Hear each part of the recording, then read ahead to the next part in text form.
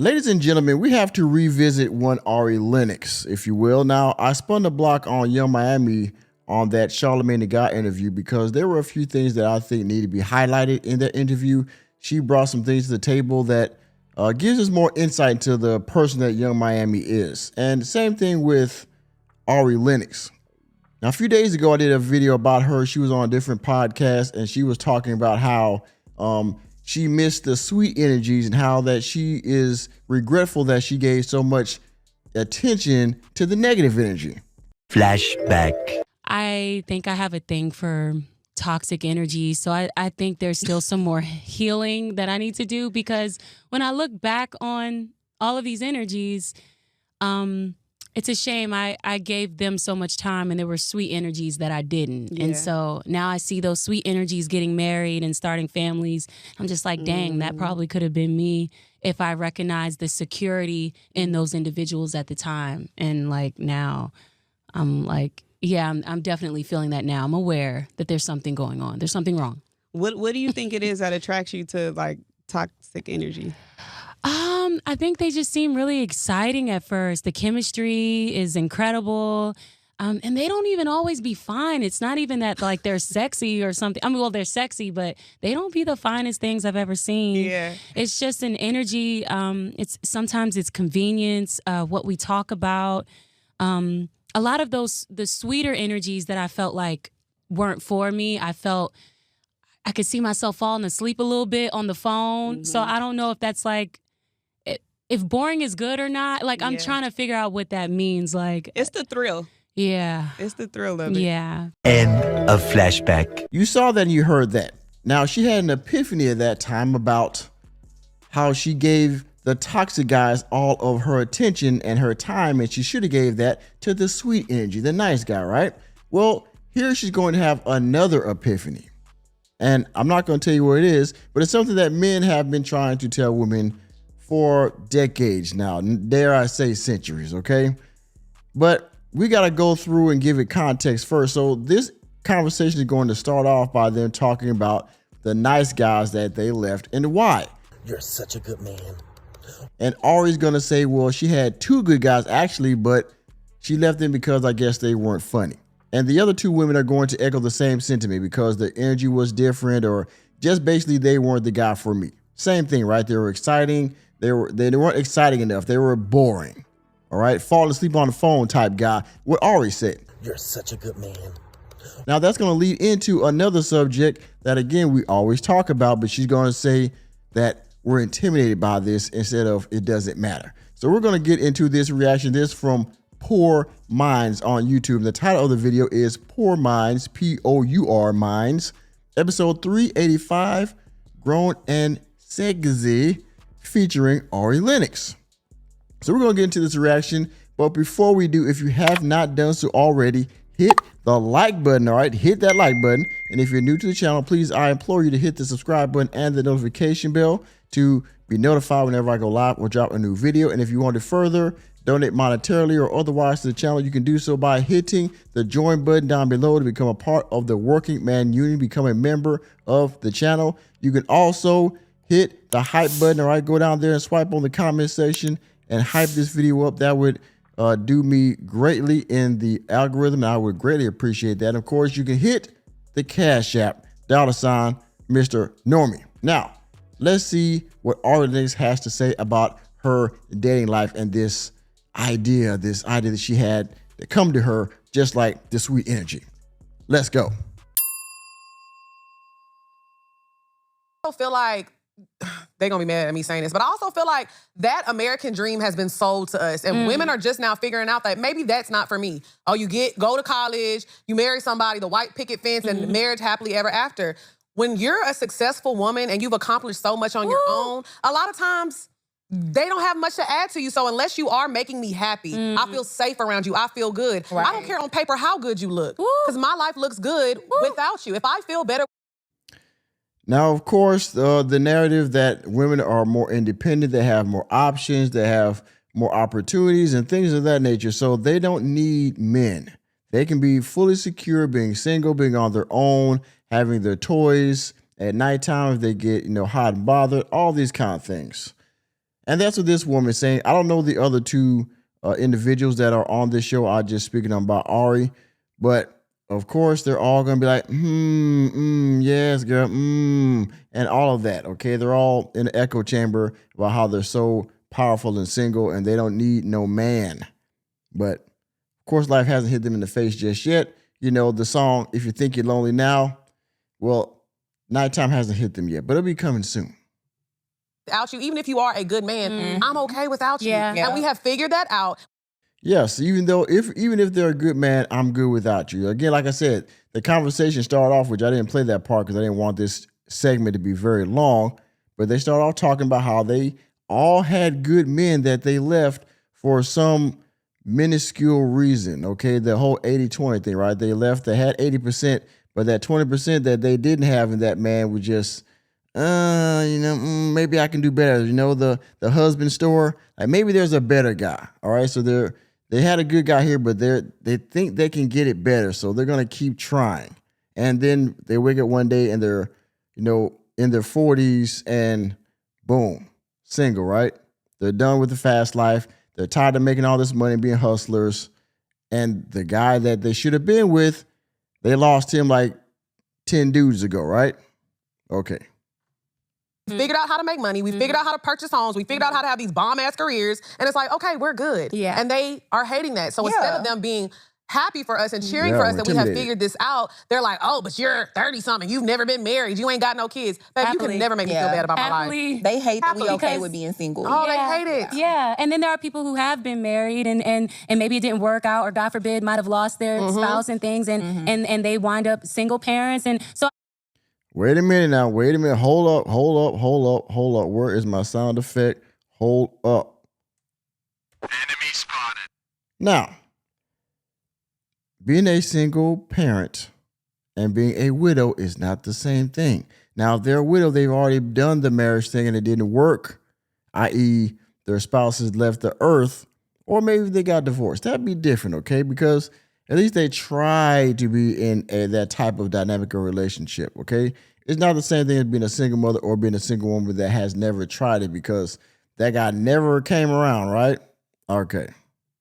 Just kind of feel like it's so much disrespect around single people, single parents, and I feel like it's just weird. It's And very weird. yeah, people are single for different reasons, and it's best that we are healthy and why we're single. And then you Healthy said, like, single. especially your mental health. A lot of times they be like, oh, you with this good man. Y'all don't know what goes on behind two closed doors between two people. Let's Y'all know really what the talk hell- about it. You just never know. And that's why I say, but I feel like they only do that to women. Like, if women are in their 40s and single, or they haven't had kids, they're like, oh, what's wrong with you? But when a man is 40, they're like, oh, he got money. Oh, I know he's a hot commodity out here. And it's just like, Well, because that's true. Yep.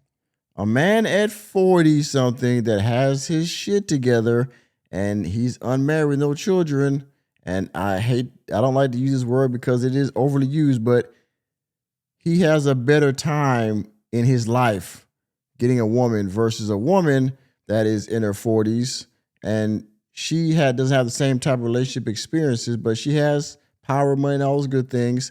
They're going to get to that here in a minute, why this makes a big difference. But stereotypes exist for a reason, okay?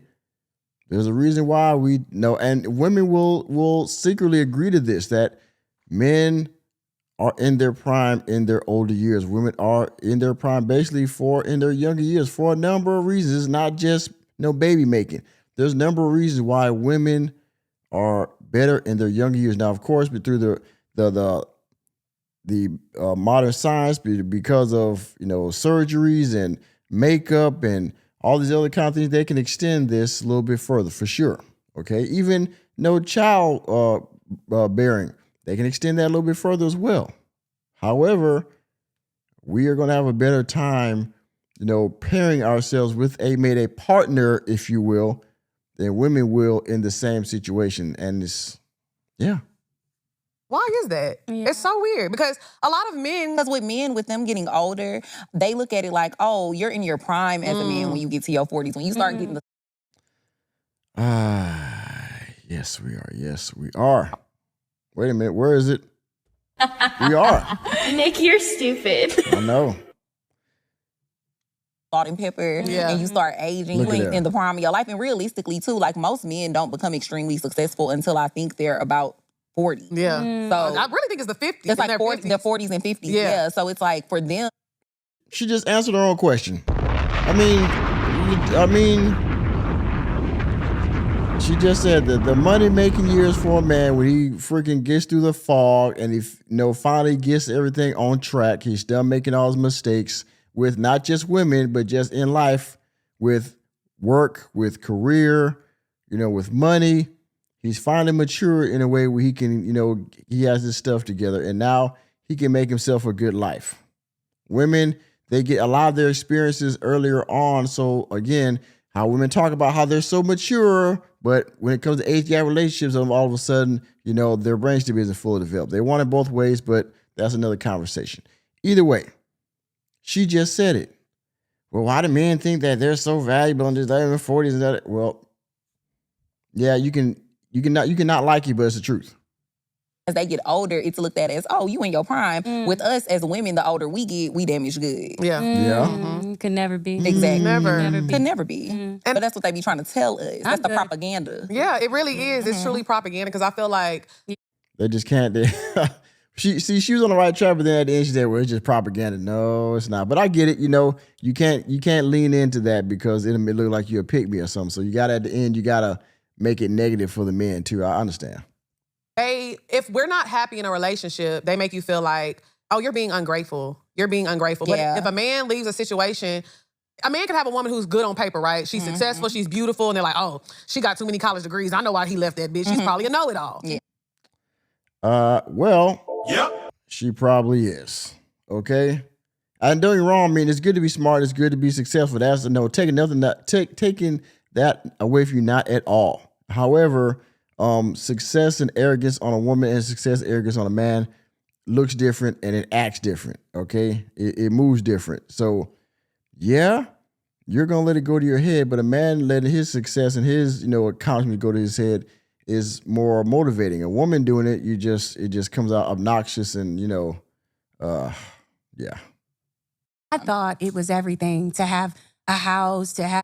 Oh, let me back it up because this is where Ari's epiphany comes in at. Even though, again, they're going to put it back on the negative for a minute at the end too. But here's the revelation for Ari here. Let me back it up just a little bit.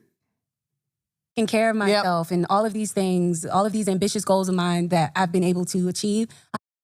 You can have a woman who's good on paper, right? She's successful, she's beautiful, and they're like, oh, she got too many college degrees. I know why he left that bitch. She's probably a know-it-all. And I thought it was everything to have a house, to have just be taking care of myself and all of these things, all of these ambitious goals of mine that I've been able to achieve. I thought that would be attractive. And in meeting men and dating a lot of successful men, none of them would ever talk about how exciting it is that I've invested in properties or would ever even want to come to see my house or at all. It was very much so, no, just come over here or it felt like all my accomplishments were minimized. Wow. And so I realized, I don't know what I was thinking growing up, thinking that like me being accomplished and independent would attract other successful men or successful men, and just realizing, wow, I think it deters them. Yeah.